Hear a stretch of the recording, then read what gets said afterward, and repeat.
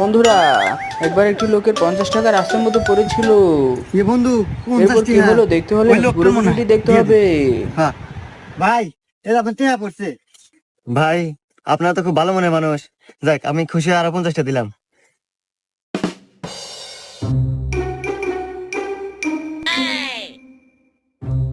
এ বন্ধু, আজকে 100টা পড়ে হয়েছে। এ বন্ধু আজকেও দিয়ে দে, তাহলে 200 টাকা দিবেনি। হ্যাঁ ভাইয়া, এটা আপনার টাকা পড়ে রয়েছিল।